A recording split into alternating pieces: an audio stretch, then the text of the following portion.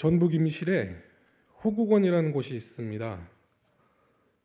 군경들이나 국가유공자들이 묻혀 있는 현충원 이런 곳인데, 이 호국원 서쪽 묘지가 끝나는 곳에 가면 정자가 하나가 있습니다.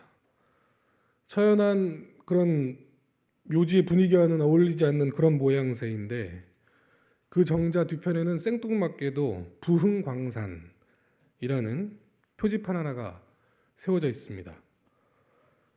그 표지판 밑에는 광산으로 통하는 내리막 계단이 있는데, 그 입구는 철창으로 막혀 있습니다.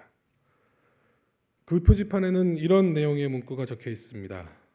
부흥광산은 일제강점기 번성하던 대규모 금광이었고, 한국전쟁 당시 이곳에서 동족 간 이념 대립의 소용돌이 속에 불행한 역사가 있었던 곳이기도 하다. 4.3 항쟁이 시작되기도 전인 1948년 2월 26일 남로당 임실군당은 단선 반대 운동에 동참함과 동시에 밤에는 경찰서를 습격하는 등의 무장투쟁을 벌이게 됩니다. 이른바 빨치산의 시작인 것이죠. 그들은 한국전쟁 직후 한때 임실군을 장악했었지만, 인천 상륙이 이루어진 이후 국군이 다시금 그 지역을 점령하게 되자 순창과 임실 경계에 있는 회문산에 집결을 하게 됩니다. 회문산은 초창기 빨치산에 사령부가 있던 곳입니다. 그들은 이후 벌어지는 토벌 작전을 피해서 지리산으로 향하게 되는데, 흩어져 있던 사람들을 모으기 위해서 중간의 집결지로 폐광인 이 부흥광산을 택하게 됩니다. 이 첩보를 접한 군경들은 이 폐광을 습격했지만 출입구가 34개나 되었고, 안에 갱도는 수직갱도부터 해서 개미굴처럼 이렇게 연결이 되어 있어서 오히려 빨치산들에게 역습을 당했습니다. 그 와중에 빨치산은 반대편 출구로 빠져나가서 지리산으로 향했습니다. 이후 토벌대들은 좌익 세력에 가담한 주민들에 대한 무차별적인 학살을 시작하게 됩니다. 그것을 피해서 주민들은 다시금 그 폐광 안으로 숨어들기 시작했습니다. 4.3 때와 마찬가지 양상이 벌어지는데요. 식량을 구하러 나온 주민 한 명이 군경에게 발각이 되면서 이들에 대한 학살이 시작이 됩니다. 1951년 3월 14일 오전 6시 30분 폐광에 있는 주민들에 대한 토벌 작전이 시작됐습니다. 탈출을 막기 위해 4개의 출입구만 빼고 모두 봉쇄가 됐습니다. 그리고 그 입구에는 솔가지와 고춧대를 태우기 시작했습니다. 사흘이나 계속된 토벌로 폐광 안에 있던 사람들은 대부분 질식사했습니다. 가장 먼저 어린아이와 노인들이 죽었고, 참다 못해 밖으로 뛰쳐나간 사람들은 촉에 맞아 죽었습니다. 이렇게 죽은 이들이 257명이었습니다. 사흘 후 연기가 사라지자 군경은 굴 안에 남아있는 생존자들을 끌어내서 조사를 통해서 몇몇만 살려두고 나머지는 회문산 산기슭에서 총살을 했는데 그 수가 79명입니다. 폐광의 시신들은 오랫동안 방치되었습니다. 군경들이 지역 주민들에게 시신을 수습해가라고 얘기를 했지만 주민들은 두려운 나머지 시신을 수급해가지 않았습니다. 결국 전쟁이 끝난 1958년 금광이 다시 문을 열면서 광산의 인부들이 그 유골들을 수습을 했고, 폐광 입구 산기슭에 대충 매장을 했다고 합니다. 수백의 유골들이 합장을 한 셈이죠. 저는 오늘 제1성서 본문인 에스겔의 마른 뼈들이 살아나는 환상을 묵상을 하면서 이 사건을 떠올리게 됐습니다. 제가 전북에 있을 당시에 저는 우연히 이 폐금광 학살 사건을 접하게 되었고, 여러 자료들을 살펴보면서 또 현장 답사들 가고 이렇게 하면서 장소를 특정하게 됐습니다. 그래서 이후에 함께 활동했던 목사님들과 그 폐광 앞에서 희생자들을 위로하는 간단한 기도회를 가진 적도 있었습니다. 오늘 에스겔서 본문을 보면 이런 구절이 나옵니다. 37장 9절입니다. 그때 그가 내게 말씀하셨다. 사람아, 너는 생기에게 대언하여라. 생기에게 대언하여 이렇게 일러라. 나 주 하나님이 너에게 말한다. 너 생기야, 사방에서 불어와 이 살해당한 사람들에게 불어서 그들이 살아나게 하여라. 그렇습니다.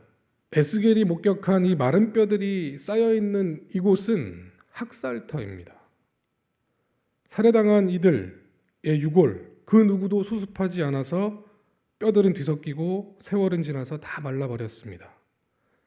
회생은커녕 유골을 수습해 장례도 치르지 못한 그 고통과 공포, 한이 서려있는 그곳에서 하나님은 에스겔에게 이렇게 묻습니다. 사람아, 이 뼈들이 살아날 수 있겠느냐? 사순절 5번째 주, 그리고 총회에서 정한 제주 4.3 기념주일인 오늘, 우리는 예수 그리스도의 고난과 한국전쟁 전후 이 땅에서 일어난 학살을 함께 묵상합니다. 하나님은 우리에게 다시 묻습니다. 죽음의 자리, 죽임의 자리에서 생명을 말할 수 있는가? 기세회상이 불가능한 자리, 절망의 자리, 더 이상 희망이 보이지 않는 그 자리에서 생명과 평화를 선언할 수 있는가?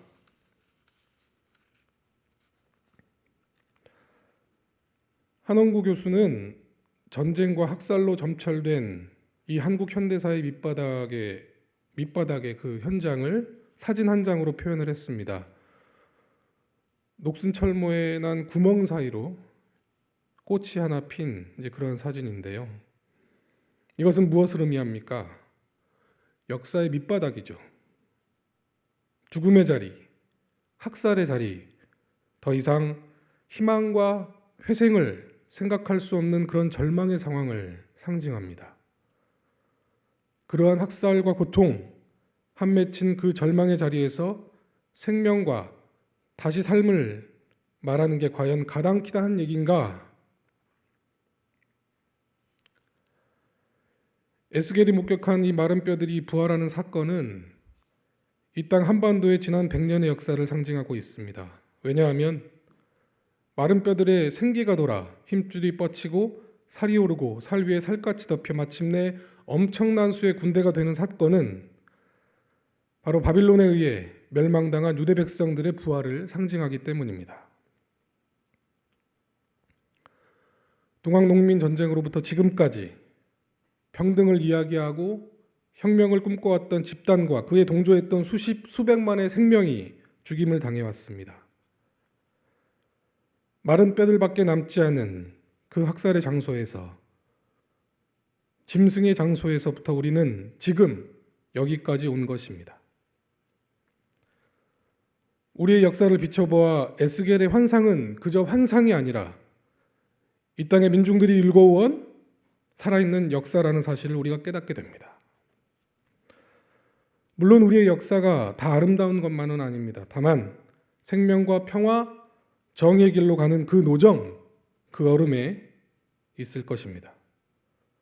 그 길에 서 있는 우리는 하나님이 묻는 물음, 사람아, 이 학살로 점철된 이 역사가 살아날 수 있겠느냐? 라는 이 질문에 예, 그렇습니다. 당신께서 죽음으로 가득한 이 땅에 생명의 영을 불어넣어 주시면 우리는 일어설 수 있습니다. 이렇게 대답해야 하지 않겠습니까? 오늘 복음서 나사로의 부활 사건은 요한복음에만 등장하는 기적 이야기입니다. 여러분도 알다시피 요한복음과 예수님의 십자가 사건 사이에는 약 100년 정도의 100년이라는 세월이 존재합니다. 뒤늦게 요한복음이 쓰여진 이유는 영지주의와 묵시문학 등의 이단 사설로부터 예수님의 복음을 바로잡기 위함이었습니다. 신약학자 바레트는 영지주의는 과거와 현재로부터 신비와 환상의 세계로 도피하고, 묵시문학주의자들은 과거와 현재로부터 미래의 황금시대로 도피한다, 이렇게 비판을 했습니다. 둘 다 역사로부터 도피해서 각각 영적 세계로, 또 다가올 미래에만 빠져 있었다는 것이죠. 요한복음 이 둘을 다 거부하고 역사와 해석 사이에 역동성을 지키기 위해서 서술되었다는 말입니다. 요한복음은 공관복음서들이 증언하고 있는 그런 사건, 그리고 비유, 여러 가지 이야기들을 자유자재로 섞어 놓았습니다. 단 하나의 진실, 예수는 그리스도이다 라는 것을 증언하기 위해서 마지막 만찬을 오병이어의 기적사건에 녹여내기도 하고, 제자들과의 마지막 만찬 자리에 세족식을 끼워 넣기도 하는 등 여러 가지 작업들을 했습니다. 오늘 복음서 본문인 나사로의 부활 사건도 그렇습니다. 누가복음에 등장하는 거지 나사로의 비유가 요한복음에서는 기적 이야기로 진화한 것이 아닌가 생각을 해봅니다. 누가복음 16장에는 부자와 거지 이야기가 있습니다. 부자와 거지 나사로가 죽었습니다.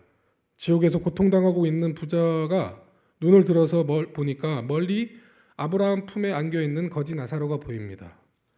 생전의 형편이 천국과 지옥으로 막 뒤집힌 이 상황을 한탄하면서 부자는 아브라함에게 얘기를 합니다. 조상님, 나사로를 시켜서 아직 살아있는 형제들에게 경고를 하게 해주십시오.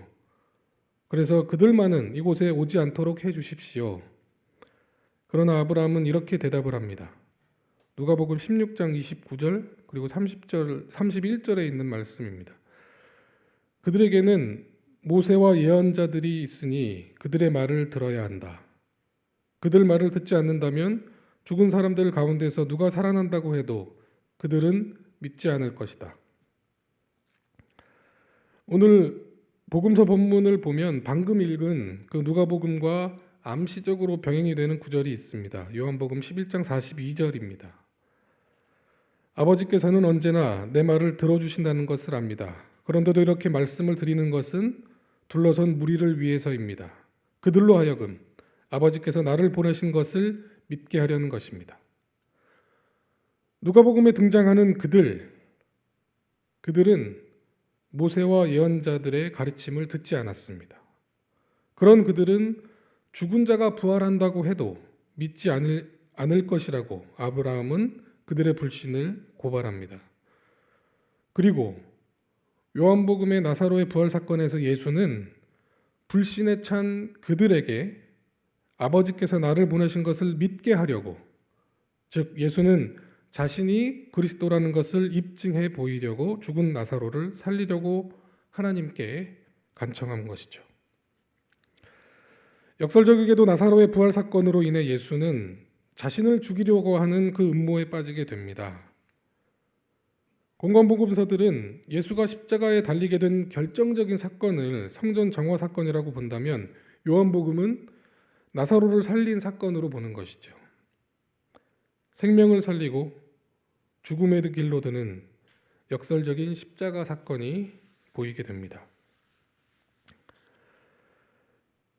요한복음의 나사로 이야기는 이미 부패가 시작된 회생의 기미가 전혀 보이지 않는 절망, 죽음의 자리에서 생명을 역설하고 있는 것입니다. 그렇습니다. 기독교는 죽음의 자리에서, 무덤에서 생명을 선포하는 종교입니다. 에스겔의 마른 뼈, 그리고 죽은 지 나흘이나 지난 나사로가 다시 살아나게 된 것은 하나님의 영으로 가능합니다.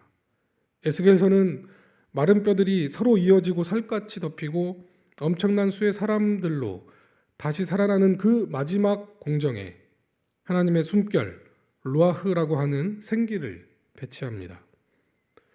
이것은 창세기에 하나님이 사람을 창조하는 과정과 흡사한 모습입니다. 과거 창세 때 내린 하나님의 생명의 영이 다시금 죽은 이스라엘에게 내려서 그들을 일으키고 죽음과 절망으로 덮인 이 세상을 하나님의 생명의 기운이 가득한 그런 세상으로 충만하게 만드는 것, 그것이 마른 뼈와 나사로의 부활에 담긴 하나님의 뜻일 것입니다.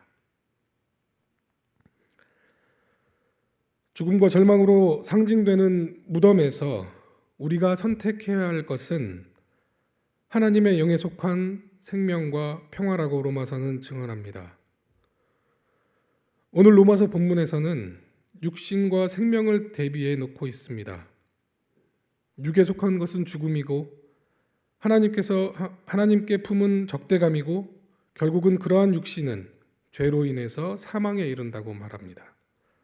반면 영에 속한 삶은 생명과 평화의 가치를 따르는 정의로 인해서 생명을 얻게 됩니다. 여기서 말하는 삶, 생명이란 영생을 말합니다. 로마서 8장 11절입니다. 예수를 죽은 사람들 가운데서 살리시는 분의 영이 여러분 안에 살아계시면 그리스도를 죽은 사람들 가운데서 살리신 분께서 여러분 안에 계신 자기의 영으로 여러분의 죽을 몸도 살리실 것입니다. 여러분, 영생은 사람이 헤아릴 수 있는 그런 시간과는 상관이 없습니다. 부활은 단순한 육체의 소생이나 사후에 우주 어느 시공간으로 흘러서 그곳에서 존재를 옮겨서 영원히 사는 것을 의미하지 않습니다. 영생은 회문산 폐광 산기슭에 버려진 마른 뼈들의 생기가 돌아서 이 땅의 역사로 부활하는 것입니다. 영생은 정의와 평화의 기운이 가득 찬 존재들이 하나님 나라를 이 땅의 역사로 일궈갈 때 주어지는 선물인 것입니다.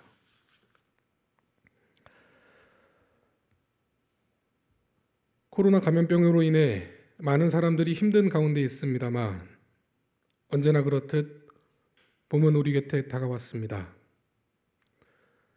생명의 기운이 완연한 이 봄날, 정의와 평화의 세상을 일궈가는 예수 그리스도와 함께 우리 비록 절망 가운데 있지만 이 땅에서 생명을 선언하고 생명을 일궈가는 사순절기가 되기를 바랍니다. 잠시 침묵하겠습니다.